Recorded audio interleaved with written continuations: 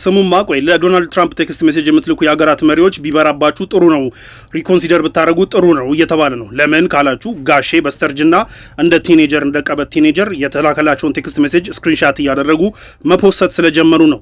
የዚህ የመጀመሪያ ገፈት ቀማሽ ኢማኑኤል ማክሮን ሆኗል። እዚህ ጋር የምታዩትን ቴክስት ሜሴጅ ስክሪንሻት አድርገው ፖስት አድርገውታል።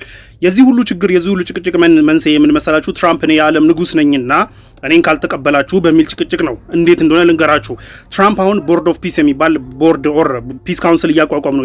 ይህ ፒስ ካውንስል ስራው ምንድነው?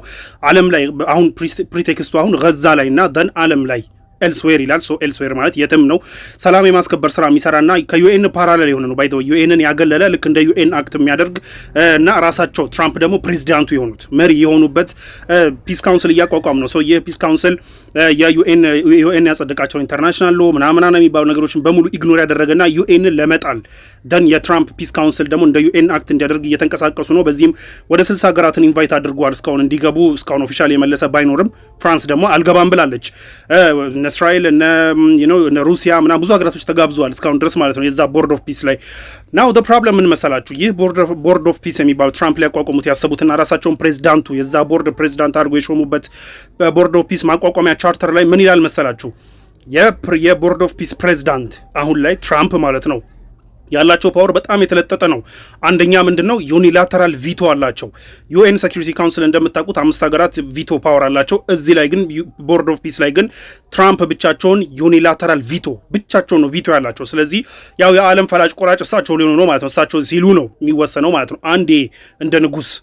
ሁለተኛው ደግሞ ምንድነው የነዚህ ሜምበር ሀገራት መሳተፍ እና ለመሳተፍ ላይ ራሱ መወሰን የሚችሉት ኒው ፕሬዚዳንት ናቸው።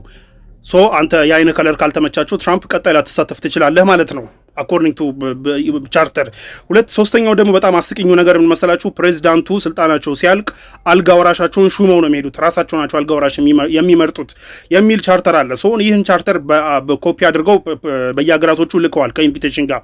ሀገራቶቹ ይህንን አይተው እንዲህ አይነት ቀልድ ውስጥ አንገባም ቢሉም ላይክ እስካሁን ድረስ የመለሱት ነገር ባይኖርም ፍራንስ ግን እንዲህ አይነት ቀልድ ውስጥ አልገባም ብላለች። ይህንን ተከትሎ በአሜሪካው ፕሬዚዳንት ትራምፕ እንዴት ኢማኑኤል ማክሮን የኔን ንግስና አይቀበልም በሚል ፍራንስ ወደ አሜሪካ ምትልካቸውን ዋይንና ሻምፓይን የአልኮል መጠጦች ላይ 200% ታሪፍ እጥላለሁ ብለው ዝተዋል። እኔ ንግስና ያልተቀበለ ታሪፍ ይጠብቀዋል ነው እንግዲህ የትራምፕ አካሄድ።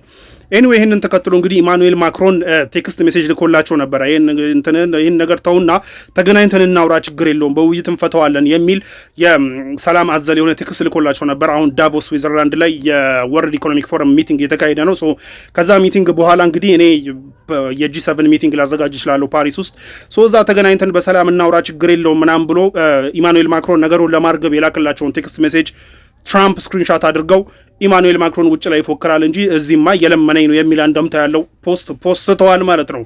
ስለዚህ ለዶናልድ ትራምፕ ሰውየው አርጅተዋል፣ ጃጅተዋል፣ ማሰብ ተስኗቸዋል እንዳለው ማለት ነው። እንትና ማን ዋለልኝ መኮንን ያለው ብቻ ኤኒዌይ ማለት ነው። ለትራምፕ ቴክስት ሜሴጅ የምትልኩ ሀገራት ይብራባችሁ፣ እንደ ድሮ እርግብ ተጠቀሙ ወይ ሄዳችሁ አግኟቸው።